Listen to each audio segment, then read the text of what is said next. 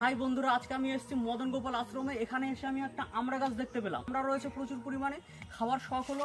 এই হচ্ছে আমার বন্ধু, ও হচ্ছে উঠবে আমড়া গাছে। এখানে আশ্চর্য ব্যাপার হচ্ছে, আমড়া গাছ থেকে আমড়া পাড়তে হলে আমাদেরকে উঠতে হবে ডুমুর গাছে। তা দেখা যাবো কিভাবে ডুমুর গাছে উঠে আমড়া পারি। এই হচ্ছে ডুমুর গাছের ডাল, যেখানে বুধু বসে আছে। এই ছুঁড়ে মারছে নিচের দিকে।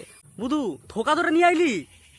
বাহ, পেয়ে গেছি হাতের মুঠোয়। এখন আমরা 3-4 থোকা মতন আছে, এর থেকে এক থোকা আমি নিয়েছি। তাই এখন টেস্ট করে দেখবো এখানে কিরকম খেতে।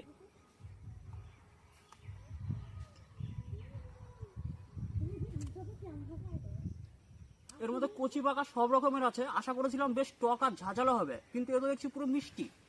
এই আশ্রমের কি একটা গুণ আছে আমি জানি না। এই আশ্রমে জাম গাছ, জামরুল গাছ, এই আমড়া গাছ, বেল গাছ, সবকিছুর উপর ভগবানের কেমন একটা আশীর্বাদ। সবকিছু খুব সুন্দর খেতে আর হেভি মিষ্টি, অসাধারণ।